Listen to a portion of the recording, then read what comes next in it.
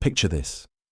You're standing in the echoing halls of Versailles in the year 1831, and the whispers you hear chilling your blood aren't about revolution or politics.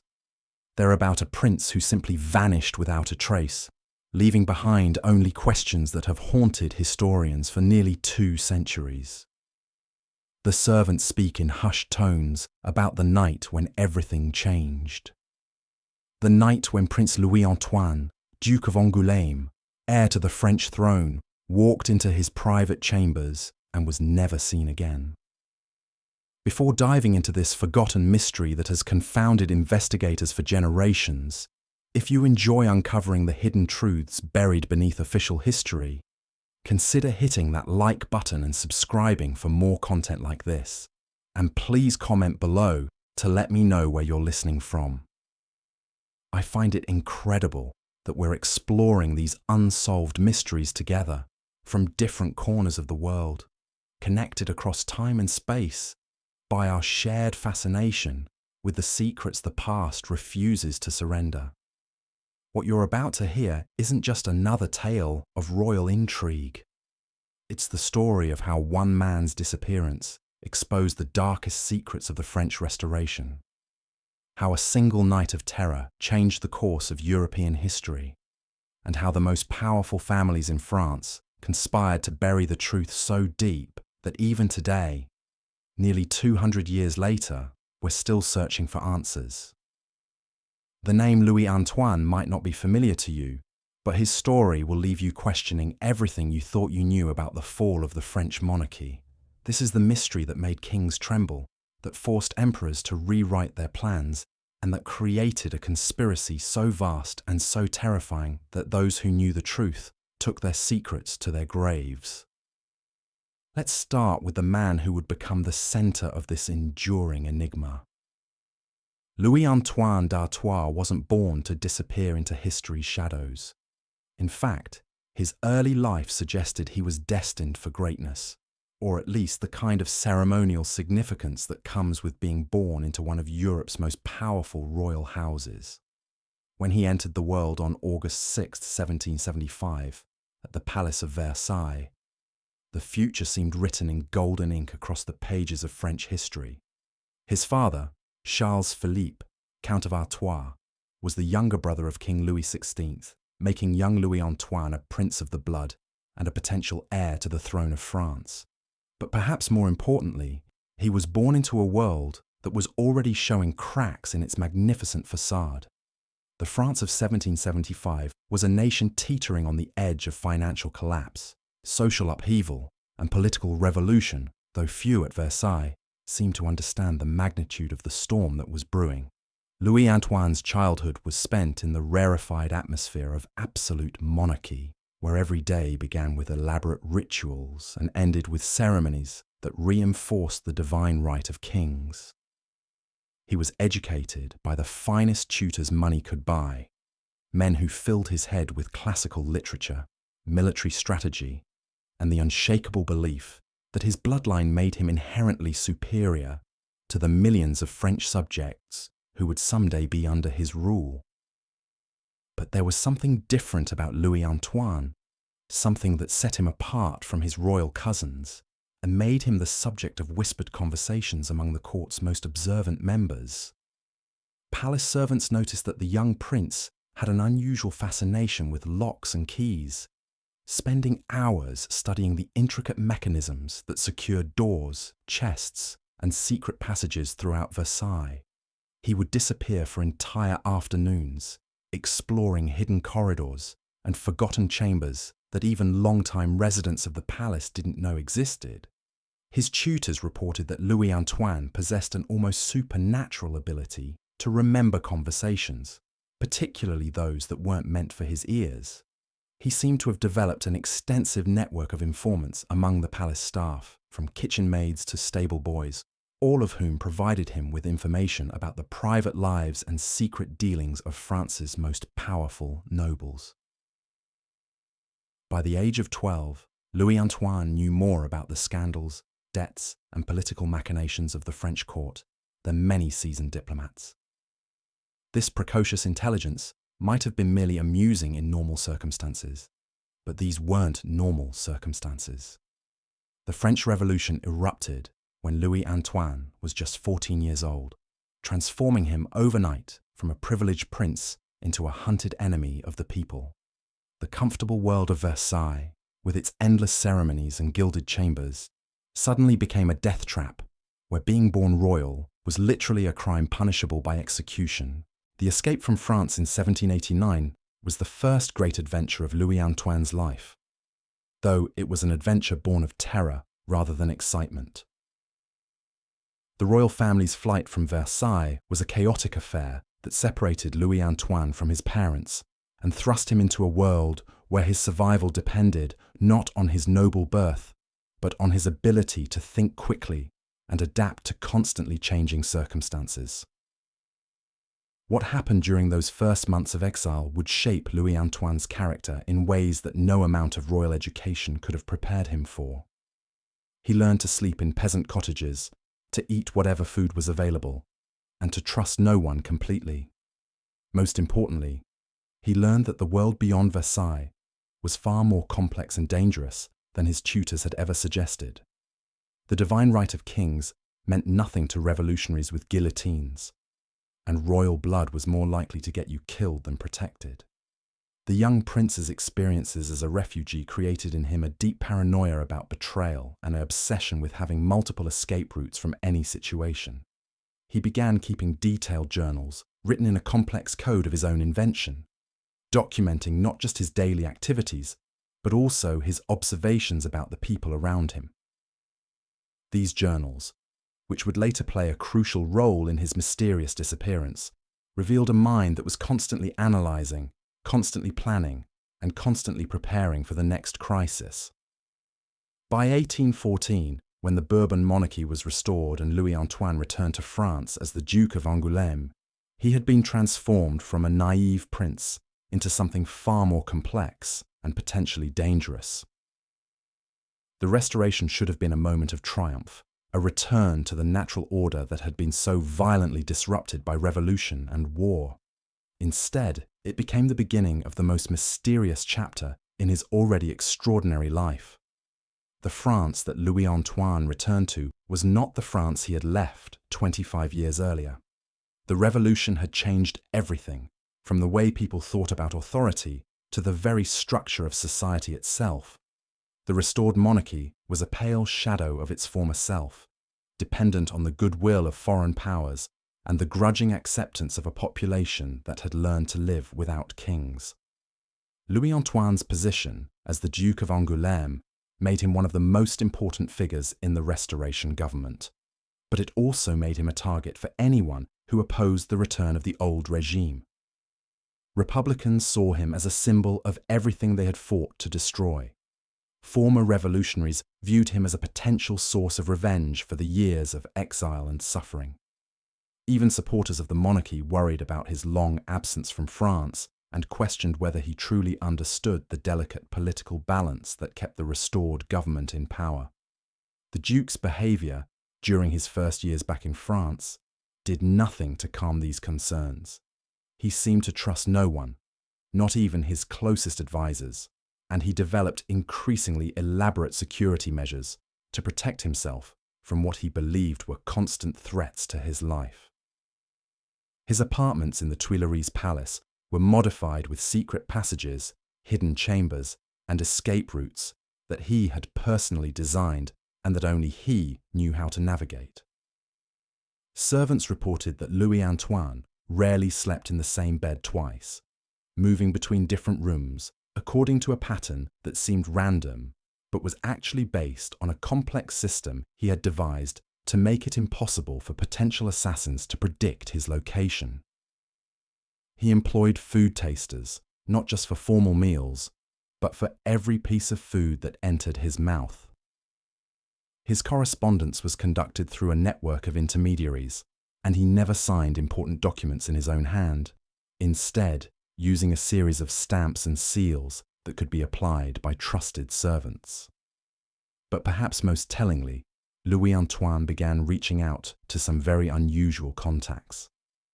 Intelligence reports from the period suggest that he was secretly meeting with former revolutionaries imperial officers who had served under Napoleon, and even foreign agents whose loyalties were questionable at best. These meetings took place in locations throughout Paris, from abandoned churches to private rooms in taverns, always under cover of darkness, and always with elaborate precautions to ensure secrecy. What was the Duke planning? Was he attempting to gather intelligence about potential threats to the monarchy? Was he building his own network of supporters who could help him survive another revolution? Or was he involved in something far more sinister, something that would eventually lead to his mysterious disappearance? The answers to these questions might have been found in those coded journals that Louis Antoine had been keeping since his youth. Palace staff reported that he spent hours each night writing in these volumes, documenting not just his daily activities, but also his thoughts about the political situation, his assessments of various courtiers and government officials, and his plans for the future. The journals were kept in a specially constructed safe in his private study, a safe that he had designed himself and that required a complex combination of keys and mechanical operations to open. By 1830, France was once again on the verge of revolution. Charles X, Louis Antoine's father, had become increasingly unpopular due to his attempts to restore the absolute monarchy of the old regime. The July Revolution that erupted in Paris that year was smaller than the Great Revolution of 1789, but it was no less decisive in its impact on the royal family. Louis Antoine found himself in the impossible position of being both a symbol of royal authority and a potential target for revolutionary violence. As the heir to the throne, he represented the continuity of the Bourbon dynasty, but as someone who had lived through the terror of the First Revolution, he understood better than most what happened to royal symbols when the people decided they no longer wanted kings. The events of July 1830 unfolded with terrifying speed. Within days, barricades appeared in the streets of Paris, royal troops began defecting to the revolutionary cause, and it became clear that Charles VI would have to abdicate or face the same fate as his brother Louis XVI. The king's decision to flee France once again left Louis Antoine in an extraordinarily precarious position. Should he follow his father into exile, abandoning any claim to the throne, but preserving his life? Should he remain in France and attempt to rally support for the monarchy, risking capture and execution? Or should he pursue some third option, some complex plan that he had been developing during his years of secret meetings and coded journal entries? The choice Louis Antoine made would determine not only his own fate, but potentially the future of the French monarchy itself. And it was a choice that would lead directly to the most baffling mystery in modern European history. On the night of July 29th, 1830, as revolutionary crowds gathered outside the Tuileries Palace and the sound of gunfire echoed through the streets of Paris, Louis Antoine d'Artois, Duke of Angoulême, heir to the throne of France, walked into his private chambers to retrieve his secret journals. He was seen entering the room by his personal valet, who reported that the Duke seemed calm and purposeful, not like a man fleeing in panic, but like someone executing a carefully planned operation. The valet was instructed to wait outside and to admit no one under any circumstances. Louis Antoine locked the door from the inside, using not just the standard lock, but also a series of additional bolts and barriers that he had installed over the years. The room fell silent except for the faint sound of papers being moved and what might have been the opening and closing of the specially designed safe. Hours passed. The sounds of revolution grew louder outside, and servants began fleeing the palace as it became clear that the monarchy was collapsing. Still, no sound came from Louis Antoine's chamber. His valet, growing increasingly concerned, knocked on the door and called out, but received no response. Other servants joined him, and together they pounded on the door, shouting warnings about the approaching revolutionary crowds. When there was still no answer, the decision was made to break down the door, It took nearly an hour to get through all the locks and barriers that Louis Antoine had installed, but when they finally entered the room, they found something that defied all explanation. The chamber was empty. Louis Antoine d'Artois was gone, vanished as completely as if he had never existed. But here's what made his disappearance so mysterious, so impossible to explain even after nearly 2 centuries of investigation. The room had no windows that opened to the outside. The single window was not only sealed shut but was also barred and faced an interior courtyard that was under constant guard. There was no fireplace, no ventilation system large enough for a human being to crawl through, and no secret passages that anyone other than Louis Antoine himself knew about. His clothes were still in their proper places. His personal effects remained undisturbed. Even his shoes were still sitting beside his bed, as if he had simply evaporated while standing in the center of the room. The only things missing were Louis Antoine himself and his collection of coded journals. The safe that had contained the journals was open, its complex locking mechanism disengaged, but there was no sign of the volumes themselves. More mysteriously, there was no indication that anyone other than Louis Antoine could have opened the safe. The combination was known only to him, and the mechanical operations required to access the contents were so intricate that even skilled locksmiths would have needed hours to bypass them. Search parties immediately began combing every inch of the Tuileries Palace, looking for hidden passages or secret rooms that might explain the Duke's disappearance. They found several concealed doors and forgotten chambers, evidence of Louis Antoine's extensive modifications to the building over the years. But none of these discoveries led to the missing prince or provided any clue about how he had managed to vanish from a locked room. The investigation expanded beyond the palace walls. Revolutionary authorities, despite their hatred of the monarchy, were as baffled by the disappearance as anyone else. They searched the entire city of Paris, questioned thousands of people, and offered substantial rewards for information about Louis Antoine's whereabouts. Foreign intelligence services joined the hunt, recognizing that the missing duke could potentially become a rallying point for counter-revolutionary activities. But despite the most extensive manhunt in French history, no trace of Louis Antoine d'Artois was ever found. He had disappeared as completely and mysteriously as if he had been spirited away by supernatural forces, leaving behind only questions that grew more perplexing with each passing year. The immediate aftermath of the disappearance was chaos.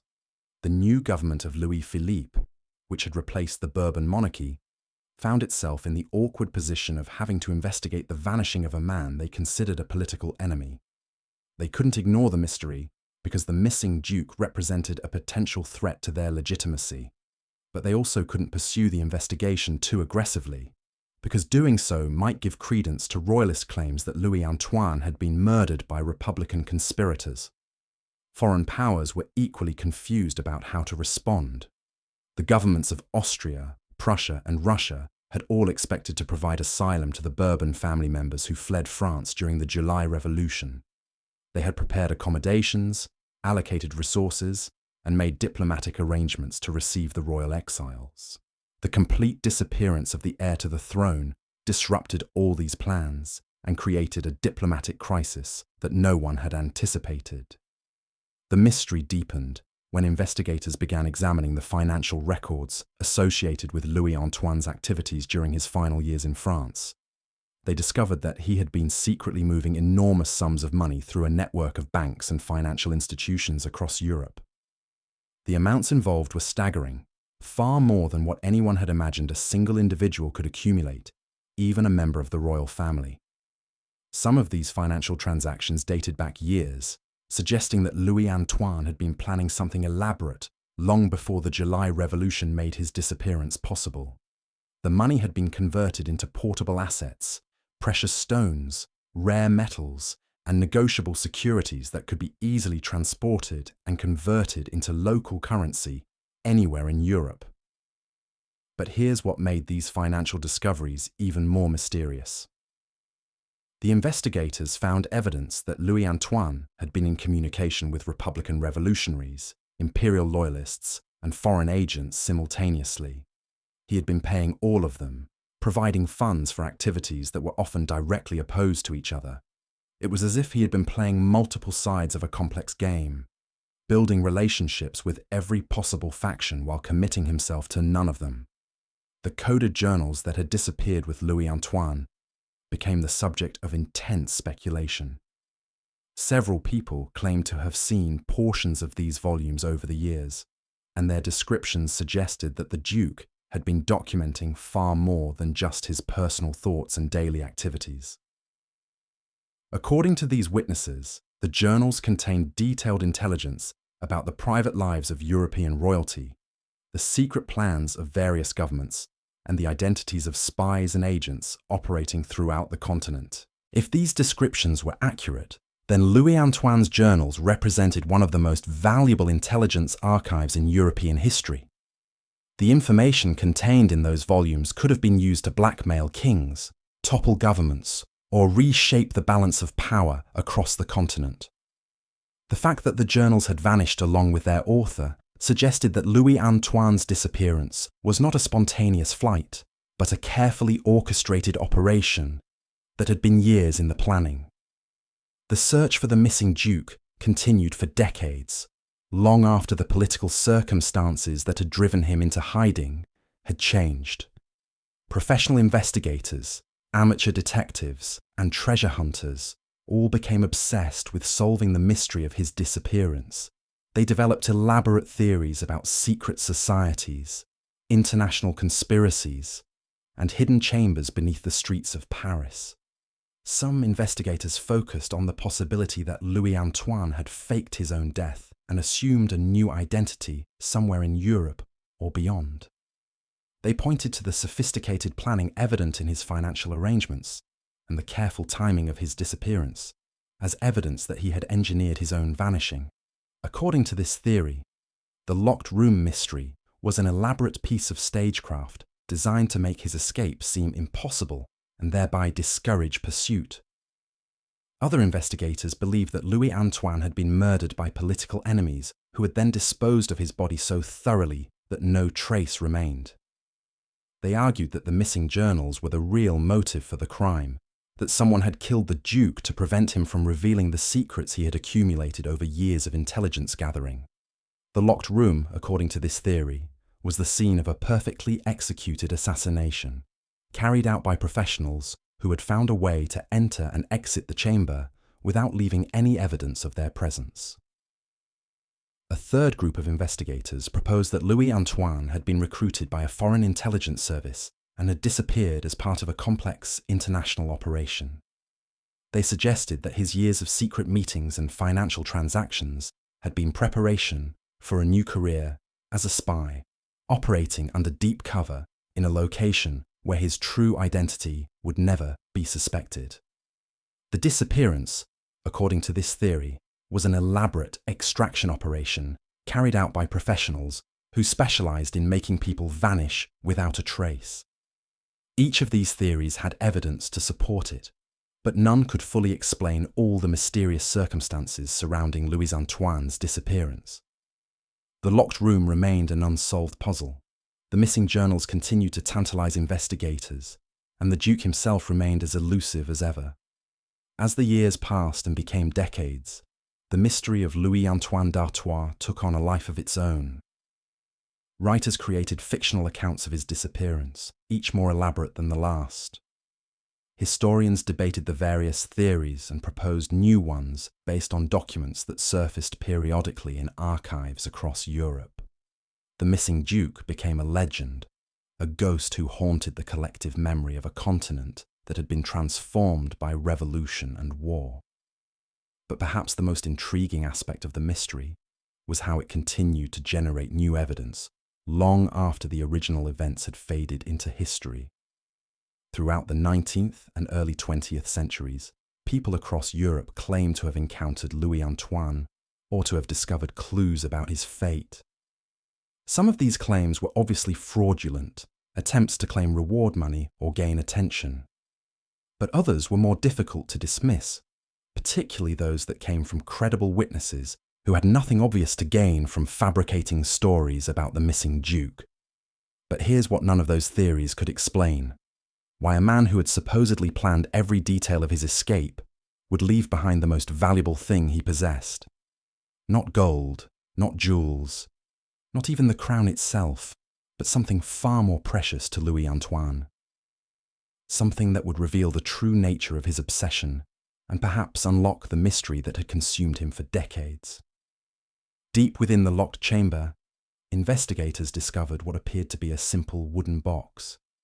Unremarkable, except for the intricate lock mechanism that had clearly been crafted by a master locksmith. Inside, they found hundreds of detailed drawings, maps, and what can only be described as architectural blueprints of every secret passage, hidden door, and concealed chamber throughout the Tuileries Palace. But these weren't just casual sketches. These were the meticulous observations of a man who had spent years, perhaps decades, studying the hidden arteries of power that ran beneath the surface of French royalty. The drawings were extraordinary in their detail. Every stone, every timber, every hidden lever and concealed spring had been catalogued with the precision of an engineer and the passion of an obsessive. Some passages dated back to the medieval foundations of the palace, forgotten tunnels that had been sealed for centuries. Others were more recent additions, emergency escape routes installed during the reign of Louis XVI, when the growing threat of revolution had made prudent monarchs think about hasty exits. What made these discoveries truly remarkable was not just their completeness, but their personal nature. Louis Antoine had annotated each drawing with his own observations, written in his distinctive hand, using the same coded language that had appeared in his journals. He noted which passages were still functional, which had been blocked or discovered, and most intriguingly, which ones led to destinations outside the palace grounds that even the palace architects had forgotten. One set of drawings showed a tunnel that began beneath the royal apartments and extended nearly half a mile underground, emerging in the basement of what appeared to be a modest merchant's house in the Faubourg Saint-Germain. Another depicted a complex system of interconnected passages that linked the palace to the nearby church of Saint-Germain-l'Auxerrois, providing a secret route to sanctuary that had been used by nervous monarchs for generations. But the most fascinating discovery was a series of detailed floor plans showing rooms within the palace that officially didn't exist. These were spaces that had been sealed off during various renovations, forgotten chambers that existed in the gaps between the palace's official architecture.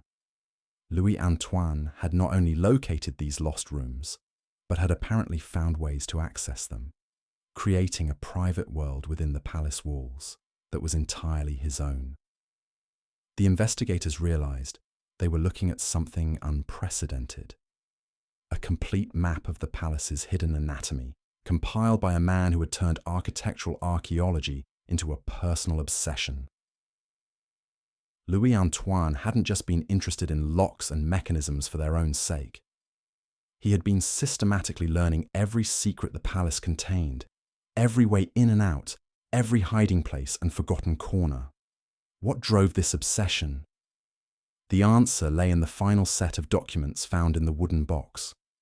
These were letters, written in Louis Antoine's hand, but never sent, addressed to various political figures across Europe. In them, he detailed his growing conviction that the Bourbon Restoration was doomed, that revolution was inevitable, and that survival would depend not on political maneuvering, but on the ability to disappear completely when the time came. The letters revealed a man who had been planning his vanishing act for years, not as a spur-of-the-moment decision, but as the culmination of an elaborate long-term strategy. He had been watching, waiting, and preparing for the moment when he would need to step through one of his hidden doorways and cease to exist as Louis Antoine d'Artois, Duke of Angoulême. But the most chilling aspect of these letters was their tone. This wasn't the writing of a man driven by fear or desperation. Instead, Louis Antoine wrote with the calm satisfaction of someone who had solved a complex puzzle. He described his architectural discoveries with the pride of a collector discussing rare treasures. He outlined his escape plans with the methodical precision of a chess master, thinking 20 moves ahead. The investigators began to understand that they weren't dealing with a simple disappearance. Louis Antoine had been conducting a years-long experiment in invisibility, testing whether it was possible for a member of the royal family to simply fade away from history. His obsession with the palace's hidden architecture wasn't just about finding escape routes, it was about understanding the spaces between official reality, the gaps where a person could exist without being seen or recorded. Evidence of this experimental approach to invisibility was found throughout the palace. Servants reported strange occurrences during the months leading up to his disappearance. Doors that opened and closed by themselves, food that vanished from locked pantries, sounds of footsteps in corridors that were supposed to be empty. What they had attributed to supernatural activity was actually Louis Antoine testing his ability to move through the palace undetected, using his knowledge of hidden passages to observe without being observed. The prince had been conducting reconnaissance on his own life, studying the patterns of palace routine with the detachment of a foreign spy. He knew which guards dozed at their posts, which servants could be trusted to keep secrets, and which courtiers were reliable sources of information. He had been mapping not just the physical architecture of the palace, but its human architecture as well. This systematic approach to disappearance explained one of the most puzzling aspects of the case: how Louis Antoine had managed to vanish so completely despite the massive security apparatus that surrounded him. He hadn't overpowered his guards or bribed his way to freedom. Instead, he had simply stepped sideways out of the official world and into the hidden spaces he had spent years preparing. The morning of his disappearance, investigators now realized, had been carefully orchestrated. Louis Antoine had dismissed his usual attendants under various pretexts, ensuring that his private chambers would remain undisturbed for the maximum amount of time. He had scheduled no official appointments, claiming a mild illness that would excuse his absence from court functions. Even his final meal had been chosen strategically, requesting foods that would not spoil quickly, maintaining the illusion of recent occupancy for as long as possible. When the investigators finally understood the sophistication of Louis Antoine's preparations, they faced a sobering realization. They weren't searching for a missing person. They were trying to find someone who had successfully erased himself from existence, using knowledge and planning that had taken years to accumulate. The locked door, the undisturbed room, the complete absence of clues. These weren't the mysterious circumstances of a supernatural vanishing. They were the intended results of a carefully executed plan. The discovery of Louis Antoine's architectural archives transformed the investigation from a search for a missing prince into an exploration of the palace's hidden world. Teams of investigators began following the routes mapped in his drawings, crawling through passages that hadn't been used for decades, exploring forgotten chambers that existed in the spaces between official rooms. What they found was evidence of a secret life that Louis Antoine had been living parallel to his public existence. Hidden caches of food, water, and supplies suggested that he had been using these forgotten spaces as private retreats, places where he could exist without the constant surveillance that defined royal life. Personal belongings found in these spaces painted a picture of a man who had been systematically preparing for a life in hiding. But perhaps the most significant discovery was a journal, different from the coded diaries found in his official chambers. This one was written in clear, straightforward language, and it detailed Louis Antoine's growing conviction that the monarchy was not just politically doomed, but spiritually bankrupt. He wrote about his disgust with the corruption and incompetence of the Restoration government, his shame at being associated with policies that oppressed the French people, and his determination to find a way to live according to his conscience. The journal revealed that Louis Antoine's disappearance wasn't an act of cowardice or self-preservation. It was a form of political suicide, a deliberate choice to remove himself from a system he could no longer support. He had concluded that the only way to maintain his personal honor was to cease being a prince entirely, to disappear so completely that he could never be used as a symbol or rallying point for causes he despised. This philosophical dimension to his vanishing act explained why Louis Antoine had left behind his most precious possessions, including the architectural drawings that had taken him years to compile. He wasn't planning to return. He was planning to become someone entirely different, and that transformation required abandoning everything that connected him to his former identity. The investigation had uncovered something unprecedented in royal history. A prince who had rejected not just his throne, but his very existence, using his intimate knowledge of power's hidden architecture to engineer his own disappearance. Louis Antoine d'Artois had solved the ultimate puzzle of royal life, how to escape from being royal, and in doing so, he had created a mystery that would outlast the monarchy itself. But the investigators' discoveries raised as many questions as they answered. If Louis Antoine had planned his disappearance so meticulously, why had he left behind the evidence of his preparations?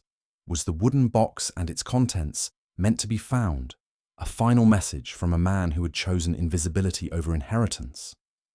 And if he had succeeded in erasing himself from existence, what had become of the man who was no longer a prince? The answers to these questions would require investigators to follow Louis Antoine's carefully mapped routes into the hidden Paris that existed beneath the official city, a world of forgotten passages, abandoned buildings, and secret societies where a former prince might disappear forever. The mystery of the vanishing prince had become a treasure hunt, with Louis Antoine himself as both the architect of the puzzle and its ultimate prize. The investigation into Louis Antoine's disappearance became a labyrinth of false leads and dead ends that consumed the French authorities for months. Official search parties combed through the secret passages he had so meticulously mapped, finding evidence of his presence but never the man himself. Candles burned down to stubs, personal effects carefully arranged as if he had simply stepped away for a moment, and most mysteriously, fresh footprints in the dust that seemed to lead nowhere. What the investigators didn't realize was that Louis Antoine had spent years preparing for this moment with the same obsessive attention to detail that had characterized his entire existence. His coded journals, when finally deciphered by government cryptographers, revealed a mind that had been planning this escape for nearly a decade. Every political upheaval, every family crisis, every moment of public scrutiny had been carefully catalogued and analysed for its potential to provide cover for his ultimate vanishing act. The prince had understood something that his pursuers failed to grasp. He wasn't simply hiding in the palace's secret passages. He was using them as a gateway to an entirely different world that existed beneath the glittering surface of French society. The underground networks of Paris in the 1830s were far more extensive and sophisticated than most aristocrats realized. Revolutionary cells, criminal organizations, and displaced refugees had created a shadow society that operated completely independent of royal authority. Louis Antoine's financial preparations had been extraordinary in their scope and foresight. Through a network of Swiss bankers and Italian merchants, he'd been quietly converting royal assets into portable wealth for years. Gold coins sewn into specially designed clothing, precious gems embedded in seemingly ordinary objects, and letters of credit issued under false names had been accumulating in secret locations across Europe.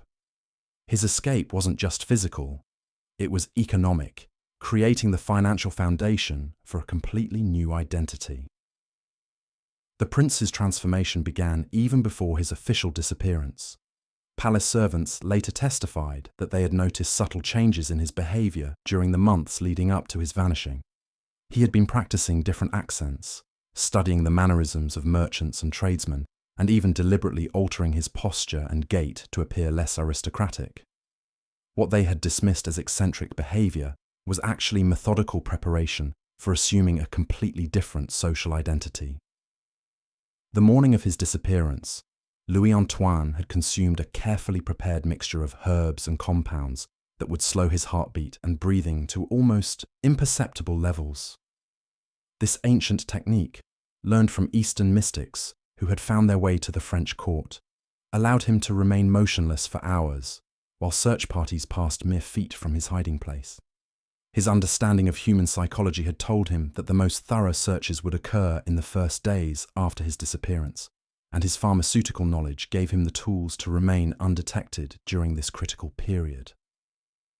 But the prince's most brilliant innovation was his use of the palace's own security systems against his pursuers. The elaborate network of mirrors, hidden passages, and secret chambers that had been designed to protect royal privacy became instruments of misdirection. He had spent months creating false walls, dummy passages, and decoy hiding places that would confuse even the most experienced investigators. Every official search that failed to find him only reinforced the mystery and bought him more time to complete his transformation. The coded messages he left behind weren't just personal reflections. They were carefully crafted psychological warfare designed to frustrate and mislead his pursuers. Each journal entry contained multiple layers of meaning, with false clues embedded alongside genuine revelations. The investigators who spent months trying to decode his intentions were actually following a trail of breadcrumbs that led them further away from the truth with each discovery. Louis Antoine had studied the cases of other vanished aristocrats throughout European history, analysing their failures and successes with the same methodical approach he applied to everything else. He understood that most escape attempts failed because the fleeing nobles tried to maintain some connection to their former lives. His plan was different. He intended to achieve complete psychological and social death, emerging as an entirely new person with no traceable connections to his royal past. The network of accomplices he had cultivated over the years was far more extensive than anyone suspected. Revolutionary sympathizers who saw him as a potential ally, disaffected servants who had been secretly recruited years earlier, and foreign agents who had their own reasons for wanting to destabilize the French monarchy had all played crucial roles in his disappearance. Each accomplice knew only their small part of the larger plan, ensuring that even if captured and interrogated, they could reveal nothing that would compromise the entire operation. His escape route had been tested and refined through countless trial runs conducted under the cover of his legitimate royal duties. Official inspections of royal properties, ceremonial visits to religious sites, and diplomatic meetings had all provided opportunities to rehearse different aspects of his plan. The prince had turned his public obligations into a private training ground for his ultimate disappearance. The physical transformation he underwent was perhaps the most remarkable aspect of his escape. Using techniques learned from theatrical performers and court entertainers, Louis Antoine had mastered the art of altering his appearance through subtle changes in posture, facial expression, and manner of dress. The aristocratic bearing that had defined his entire existence was carefully erased and replaced with the humble demeanor of a middle-class merchant or skilled craftsman. His new identity had been constructed with the same attention to detail that had characterized his royal life. False documentation, carefully crafted personal histories, and even manufactured relationships with fictitious family members had been prepared years in advance. The prince understood that disappearing wasn't just about hiding, it was about becoming someone else so completely that the original person ceased to exist in any meaningful way. The safe houses he had established throughout Paris were marvels of practical planning and psychological insight. Each location was chosen not just for its strategic value, but for its ability to provide the emotional and mental space needed for his transformation. Libraries where he could study his new identity, workshops where he could practice unfamiliar skills, and social gathering places where he could test his new persona against unsuspecting observers. Louis Antoine's study of human nature had revealed something crucial about how people process unexpected information. The more improbable his disappearance seemed, the more likely investigators were to overlook simple explanations in favor of complex conspiracy theories. His vanishing act was designed to be so mysterious that it would generate its own smokescreen of confusion and speculation. The prince had recognized that his greatest asset wasn't his royal connections or his financial resources, but his intimate knowledge of how power operated in French society. He understood the bureaucratic procedures, the social hierarchies, and the psychological blind spots that would work in his favor. His escape wasn't just from physical confinement, but from an entire system of social control that had defined his existence. His final journal entries, written in plain language rather than his usual complex codes, served a specific psychological purpose. They were designed to provide his pursuers with a sense of closure while simultaneously misdirecting them away from the truth. The apparent honesty of these final thoughts made them more convincing as explanations for his disappearance, even though they were as carefully constructed as any of his earlier deceptions. The prince's understanding of historical precedent had shown him that most missing persons cases were eventually forgotten if they remained unsolved long enough. His plan wasn't just to disappear, but to remain vanished long enough for the investigation to lose momentum and public interest to fade. He had calculated that 3 years of successful concealment would be sufficient to ensure his permanent freedom from his royal identity. The transformation of Louis Antoine into his new identity was perhaps the most psychologically demanding aspect of his entire plan. Decades of aristocratic conditioning had to be systematically erased and replaced with entirely new patterns of thought and behavior. This process of deliberate personality reconstruction required not just acting skills, but genuine psychological metamorphosis. His new life began in the working-class districts of Paris, where his carefully studied mannerisms and modest appearance allowed him to blend seamlessly into a world that had always existed parallel to his royal existence. The same city that had witnessed his birth into privilege now provided sanctuary for his rebirth into anonymity. The irony wasn't lost on him that true freedom had required the complete abandonment of everything that had once defined his identity. The prince's disappearance became a symbol that transcended its original circumstances. In a Europe convulsed by revolutionary upheaval and social transformation, the idea that even royalty could simply vanish into the masses carried profound symbolic weight. His escape represented not just personal liberation, but the possibility that the rigid social hierarchies that had defined European civilization for centuries might be more fragile than anyone had imagined. The investigation eventually concluded that Louis Antoine had most likely died during his escape attempt, his body lost in the labyrinthine passages beneath Paris, or washed away in the city's underground waterways. This official conclusion satisfied the need for closure while protecting the uncomfortable truth that a member of the royal family had successfully rejected his birthright and disappeared into the democratic anonymity of modern urban life. But somewhere in the crowded streets of Paris, a middle-aged merchant or skilled craftsman continued his quiet existence, carrying within him the memories of a vanished world and the satisfaction of having achieved the ultimate escape. The prince, who had disappeared without a trace, had found something far more valuable than royal privilege: the freedom to define his own identity and live according to his own choices rather than the expectations of others. Picture this. You're walking through the cobblestone streets of Madrid in the year 1835, and you witness something that makes your blood run cold. A young woman in peasant's clothing, her face weathered by hardship, approaches the palace gates carrying a bundle wrapped in silk. She claims to be the daughter of a duke, the rightful heir to one of Spain's greatest fortunes.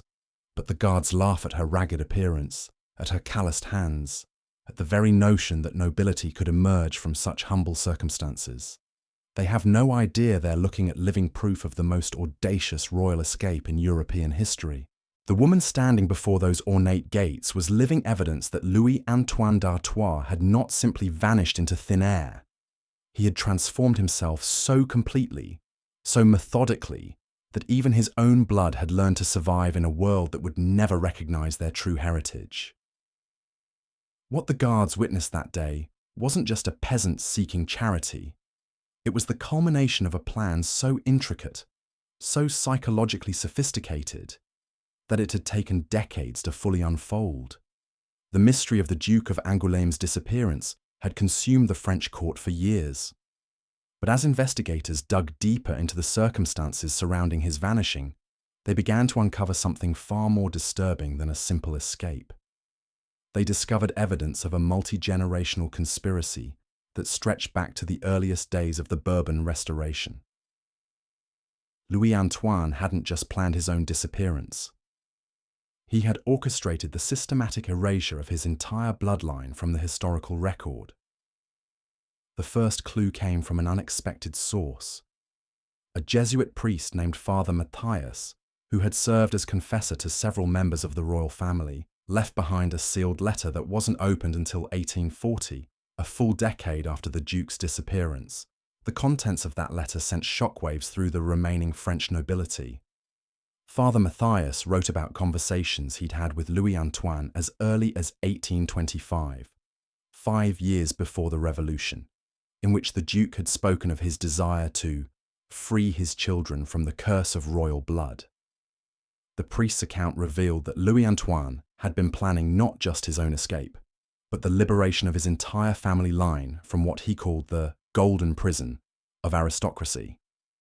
The Duke had apparently spent years studying the psychological effects of royal birth on children, consulting with physicians and philosophers about the possibility of raising noble children as commoners. His obsession with hidden architecture, it turned out, extended far beyond secret passages and concealed rooms. He had been designing hidden lives for people who didn't even exist yet. Court investigators following up on Father Matthias's revelations discovered something extraordinary in the Duke's private papers. Hidden within the false bottom of a writing desk was a series of documents that read like a manual for systematic identity destruction. Louis Antoine had created detailed instructions for how members of his bloodline could abandon their aristocratic heritage and integrate into common society. The documents included forged birth certificates, fictional family histories, and even recommended professions that would allow former nobles to support themselves without drawing attention. But the most chilling discovery was a series of letters addressed to my future descendants.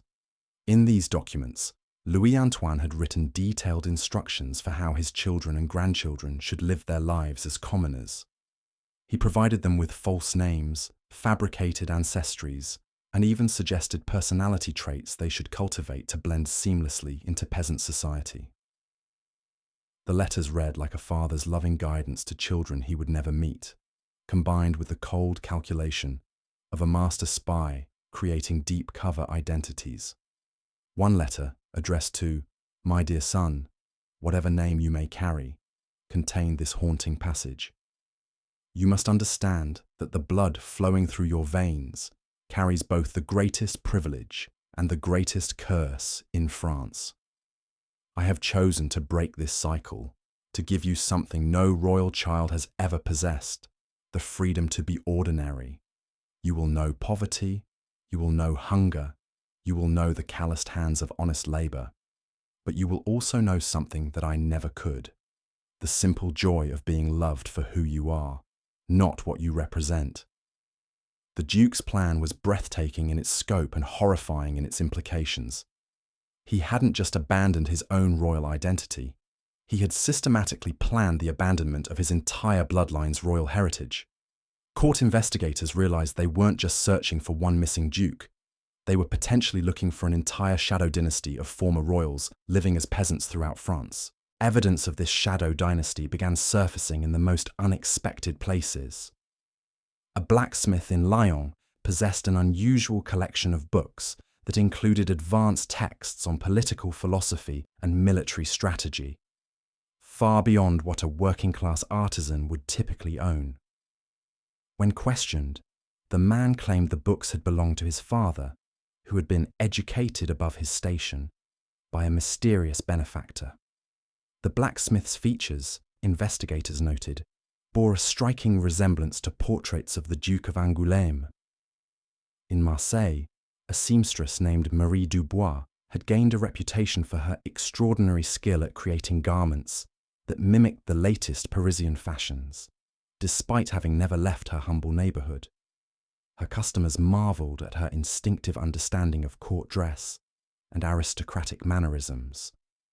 When investigators examined her work, they found that her stitching techniques were identical to those used by the royal dressmakers who had served the Duchess of Angoulême. Marie claimed she had learned these skills from her mother, who had worked briefly in a great house before Marie's birth. The pattern repeated across France. Investigators discovered a network of skilled craftsmen, educated labourers, and mysteriously knowledgeable peasants who all shared certain characteristics. They possessed skills or knowledge that seemed incompatible with their humble origins. They often had few or no childhood memories, claiming their parents had moved frequently during their early years. And most tellingly, they all possessed physical features that could be traced back to the Bourbon bloodline. The psychological implications of Louis Antoine's plan were staggering. He had essentially created a generation of people who lived with fractured identities, carrying noble blood while believing themselves to be common-born. These individuals often struggled with inexplicable feelings of displacement, sensing that they belonged to a different world without understanding why. Some reported dreams of grand palaces and elaborate ceremonies that felt more like memories than fantasies. A physician named Dr. Henri Beaumont, who had unknowingly treated several members of this shadow dynasty, published a paper in 1842 describing what he called inherited melancholy syndrome. He documented cases of working-class patients who suffered from a peculiar form of depression, characterized by feelings of lost grandeur and persistent dreams of luxury they had never experienced. Dr. Beaumont theorized that certain forms of melancholy could be passed down through bloodlines, not realizing he was documenting the psychological cost of Louis Antoine's grand experiment. The most tragic case involved a young woman named Élise Moreau, who worked as a governess for a wealthy merchant family in Bordeaux. Élise possessed an extraordinary natural grace and an intuitive understanding of aristocratic etiquette that made her invaluable to families seeking to improve their social standing. But she also suffered from recurring nightmares about a man she called the Sad Prince, who would appear in her dreams and weep for children he would never know. Elise's employer, concerned about her mental state, consulted with Dr. Beaumont, who documented her case in detail. Under careful questioning, Élise revealed that she had been raised by an older woman who claimed to be her grandmother, but who possessed knowledge and skills that seemed incompatible with her peasant background. This woman had taught Élise to read and write, had instructed her in music and dance, and had filled her head with stories about the old days, when France was ruled by better people. The woman had died when Élise was 16, taking with her any explanations for the girl's unusual education. Dr. Beaumont's investigation into Elise's background revealed a pattern that had become familiar to those tracking the Shadow dynasty. The woman who had raised her had appeared in Bordeaux around 1831, just months after the Duke's disappearance. She had carried with her a baby she claimed was her granddaughter, along with enough money to establish a modest household. Neighbours remembered that the woman had spoken with the refined accent of educated society, though she claimed to be a simple widow from the countryside. The implications were clear. Louis Antoine's plan had involved not just his own transformation, but the systematic placement of his bloodline throughout French society. He had created a network of guardians, loyal servants, and minor nobles who had agreed to raise his descendants as commoners. These guardians had been carefully selected for their ability to blend into common society while secretly maintaining the education and cultural knowledge that would allow the hidden royals to survive and thrive. But the Duke's plan contained a fatal flaw that became apparent as investigators pieced together the full scope of his conspiracy. In his obsession with freeing his bloodline from the curse of nobility, Louis Antoine had created a different kind of curse. His descendants lived as psychological exiles, carrying within them the cultural memory of a world they could never claim. They possessed instincts and knowledge that set them apart from their peers, making them perpetual outsiders in the very society they had been designed to join. The Shadow Dynasty began to unravel as members of the hidden bloodline started finding each other. In the 1840s, a series of coincidental meetings led to the discovery that several individuals across France shared not only similar physical features, but also similar dreams, similar skills, and similar feelings of displacement. A clockmaker in Paris encountered a wine merchant from Burgundy at a trade fair and was startled to see what appeared to be his own face reflected in a stranger. Their conversation revealed that both men had been raised by mysterious guardians who had died without explaining their unusual circumstances. Word spread through underground networks as more members of the Shadow Dynasty recognized their shared heritage. They began meeting in secret, sharing their stories, and trying to piece together the truth about their origins. These gatherings were both heartbreaking and revelatory, as people who had spent their entire lives feeling like outsiders finally found others who understood their peculiar form of existential loneliness. The discovery of the Shadow Dynasty created a new crisis for the French government. Officials realized they were dealing with dozens, possibly hundreds, of individuals who had legitimate claims to noble heritage, but who had been systematically trained to reject that heritage. The legal implications were staggering. If these people chose to assert their noble birthrights, they could potentially destabilize the entire social order that had emerged after the revolution. More troubling was the psychological state of the Shadow Dynasty members. As they learned the truth about their origins, many experienced what Dr. Beaumont termed identity collapse. They had spent their entire lives believing themselves to be one thing, only to discover they were something entirely different. Some embraced their noble heritage with relief, finally understanding the source of their lifelong feelings of displacement. Others rejected it entirely, viewing their royal blood as a contamination of their authentic peasant identity. The most disturbing cases involved individuals who had internalized their false identities so completely that learning the truth about their heritage drove them to madness. A baker in Toulouse, upon discovering that he was the grandson of a duke, began insisting that his bread was too common for his noble hands to touch. He stopped working, stopped eating, and eventually died of starvation rather than continue living what he now saw as a lie. The French government's response to the Shadow Dynasty crisis revealed the true genius of Louis Antoine's plan. Officials found themselves in an impossible position. They couldn't acknowledge the existence of the hidden royals without admitting that the Duke of Angoulême had successfully orchestrated one of the most elaborate conspiracies in European history. But they also couldn't ignore the growing number of individuals who were asserting noble claims based on increasingly credible evidence. The solution was characteristically French in its bureaucratic elegance.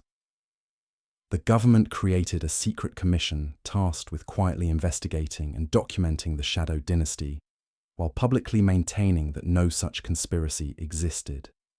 Commission members were sworn to absolute secrecy and given broad authority to interview suspected members of the hidden bloodline, examine evidence, and make determinations about the validity of their claims. The Commission's work revealed the full scope of Louis Antoine's achievement. Over the course of 2 decades, investigators documented more than 200 individuals who could trace their heritage back to the Duke of Angoulême. These people had been scattered across France and beyond, placed in carefully selected communities where they could live as commoners while secretly maintaining their noble bloodline. The Duke's network had been extraordinarily sophisticated. He had created multiple layers of protection for his descendants, ensuring that even if some members of the Shadow dynasty were discovered, others would remain hidden. Guardians had been given different pieces of information, so that no single person could expose the entire conspiracy. Documents had been scattered across various locations, making it nearly impossible for investigators to piece together the complete picture.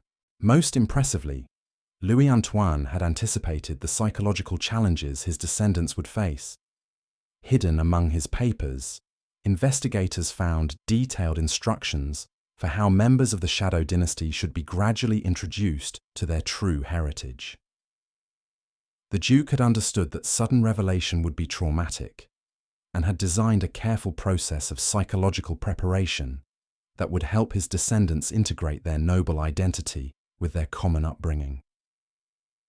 The Commission's final report, classified and sealed for 50 years, concluded that Louis Antoine d'Artois had achieved something unprecedented in European history.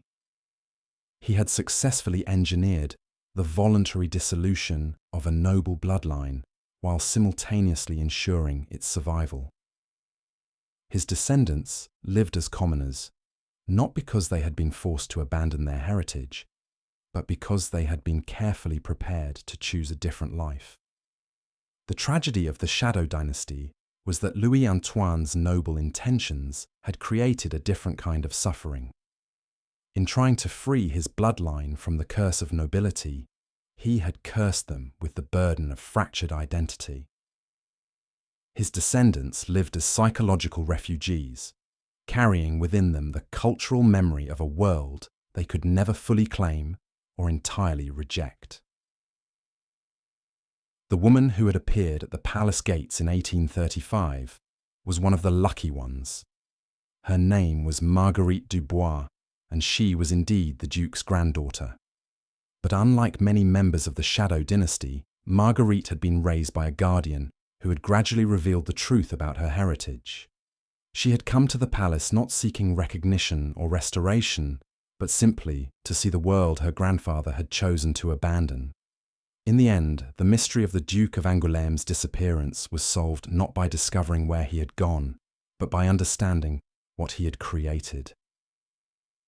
Louis Antoine had achieved the ultimate escape, not just from his own identity, but from the very concept of inherited nobility. He had transformed himself from a duke into a ghost, and in doing so, had created an entire dynasty of ghosts who walked among the living, carrying royal blood in peasant hearts. The Shadow dynasty gradually faded from history as its members chose their own paths. Some embraced their noble heritage and attempted to reclaim their birthrights. Others rejected their royal blood entirely and continued living as commoners. Most chose something in between, acknowledging their heritage while building lives that honoured both their noble ancestry and their common upbringing. But the legacy of Louis Antoine's grand experiment lived on in the fundamental question he had posed: whether nobility was something inherited or something chosen. His Shadow dynasty proved that royal blood could flow through peasant veins, that noble instincts could manifest in common circumstances, and that the true measure of aristocracy might have nothing to do with birth or circumstance. In creating a generation of secret nobles, the Duke of Angoulême had perhaps discovered the most democratic form of aristocracy possible. Nobility that existed not because it was recognized by others, but because it was lived by those who possessed it. The investigation into Louis Antoine's disappearance had reached a critical juncture by late 1830. What began as a search for a missing prince had evolved into something far more unsettling. the discovery of a man who had systematically erased himself from existence while simultaneously creating an entirely new form of royal legacy. The coded journals found in his chambers revealed not just the planning of his vanishing, but the philosophical framework behind what he called his great dissolution. The most disturbing revelation came from a document discovered behind a false wall in the Château de Vincennes, where Louis Antoine had spent his final months before disappearing. Written in his own hand, the manuscript bore the title, The Democracy of Blood, a treatise on the reconstruction of nobility. The pages outlined a radical vision that would have horrified his ancestors and fascinated political theorists for generations to come. Louis Antoine had concluded that traditional monarchy was doomed not by revolution, but by its own inherent contradictions. The bloodline that had once justified absolute power had become its greatest weakness. Inbreeding, political isolation, and the growing disconnect between royal privilege and national need had created what he termed the aristocratic paradox. The very qualities that maintained dynastic purity were destroying the dynasty's ability to govern effectively. His solution was breathtakingly audacious: the creation of a shadow nobility that would abandon the external trappings of power while maintaining its essential qualities of leadership, education, and service. These commoner princes would be raised without knowledge of their true heritage, educated in practical skills, and tested through genuine hardship. Only those who proved themselves worthy through their actions rather than their birth would eventually be revealed their true nature. The coded correspondence network that investigators had uncovered was far more extensive than initially believed. Letters written in cipher had been discovered in locations across Europe, from Scottish highlands to Italian monasteries. Each revealed another piece of Louis Antoine's grand design. He had been placing his agents, many of them illegitimate descendants of noble families, in positions throughout society where they could influence events without attracting attention. One particularly chilling letter, decoded by French cryptographers, revealed the extent of his psychological manipulation of his own supposed death. Louis Antoine had spent years studying the work of alienists and physicians who specialized in disorders of the mind. He had deliberately cultivated symptoms of melancholy and erratic behavior in the months before his disappearance, creating a narrative that would make his vanishing seem like the inevitable result of a disturbed mind rather than calculated planning. The physical evidence of his elaborate deception was equally disturbing. Hidden chambers beneath the Tuileries Palace contained what appeared to be a workshop for creating false identities. Investigators found printing equipment for forging documents, chemical baths for aging papers, and even surgical instruments that suggested Louis Antoine had been prepared to physically alter his appearance if necessary. The prince, who had once been considered somewhat simple-minded, had revealed himself to be a master of psychological warfare and identity manipulation. Perhaps most unsettling was the discovery of detailed psychological profiles of dozens of individuals, including members of his own family. Louis Antoine had been studying the weaknesses and motivations of everyone around him, creating elaborate dossiers that read like the work of a skilled interrogator. His assessment of his brother, the Count of Artois, was particularly brutal, describing him as a man so consumed by nostalgia for a world that never existed that he cannot perceive the world that actually does. The investigation team, led by the prefect of police, Henri Gisquet, began to understand that they were dealing with someone who had weaponized his own perceived inadequacies. Louis Antoine had allowed himself to be underestimated, dismissed as a harmless eccentric, while he methodically prepared for his transformation from failed prince to architect of a new form of governance. Evidence suggested that his network had been active during major political events of the period. Coded messages indicated that his agents had been present during the July Revolution of 1830, not as supporters of any particular faction, but as observers and occasional manipulators, ensuring that events unfolded in ways that would further destabilize traditional power structures. Louis Antoine had been playing a game several moves ahead of everyone else, using the chaos of revolution to mask his own activities. The financial trail proved equally complex. Through a series of intermediaries and shell companies, Louis Antoine had been systematically moving royal assets into accounts that could not be traced back to him.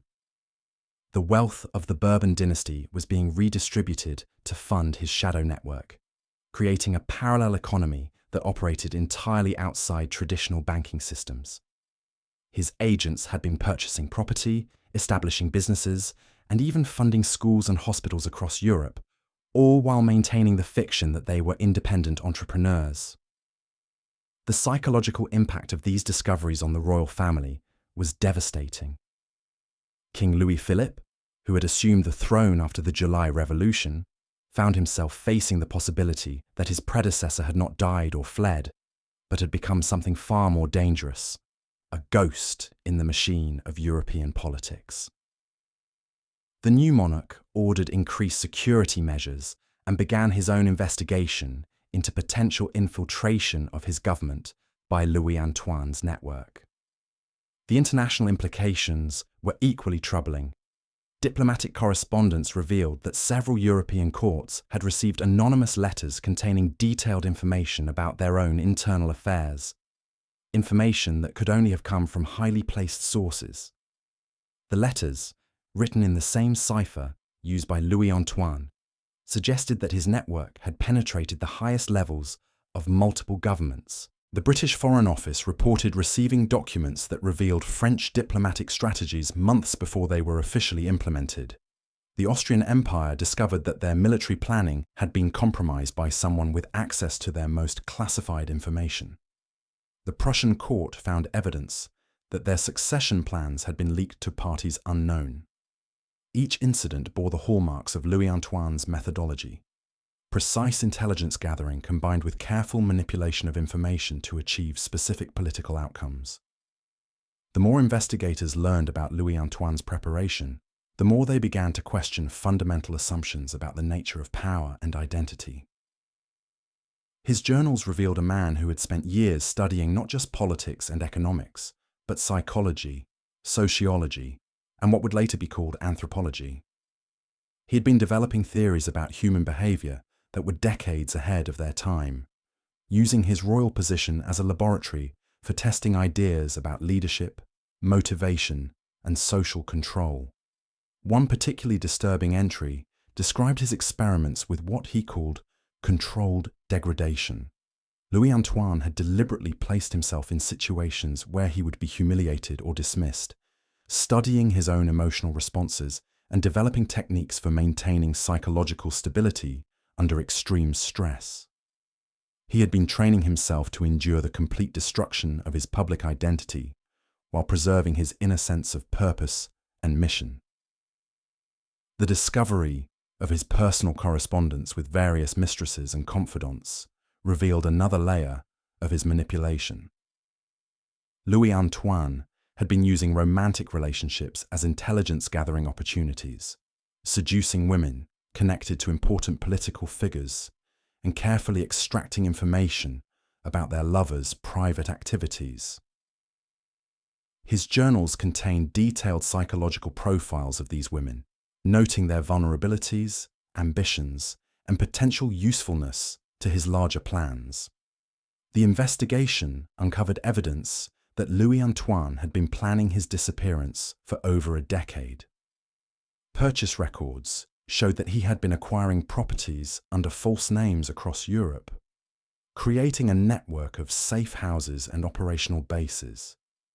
He had been stockpiling gold, weapons, and documents that would allow him to assume multiple identities depending on circumstances. The prince, who had seemed so ineffective at traditional royal duties, had been remarkably efficient at preparing for his transformation into something entirely new.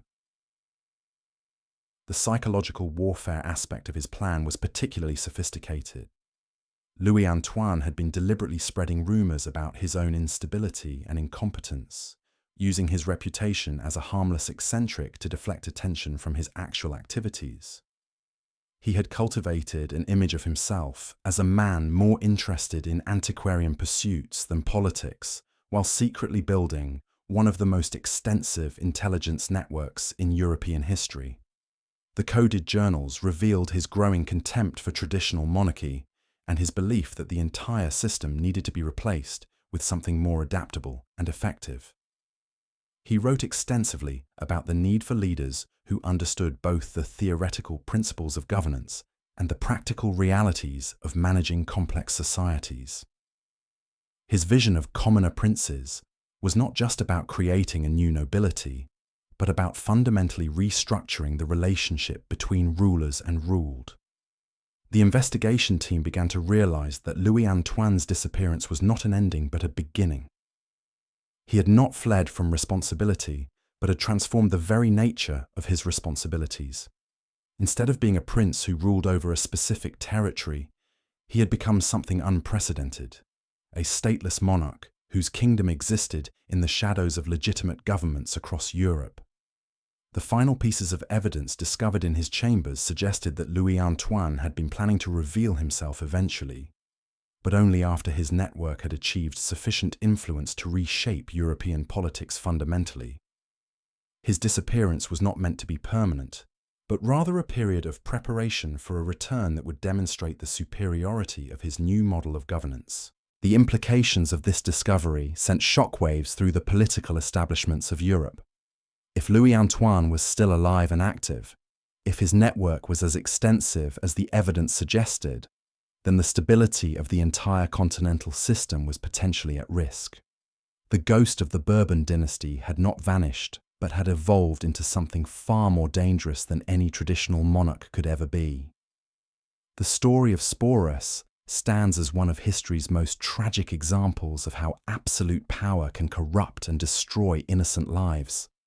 Through his courage in choosing his own fate rather than enduring further humiliation, Sporus reclaimed the one thing that had been denied to him throughout his ordeal: the power to make his own choice. His tale reminds us that behind every narrative of imperial grandeur lie individual human stories of suffering that deserve our compassion, even across the vast gulf of 2,000 years. In the end, Sporus achieved something that even the emperor who enslaved him could not. He died free.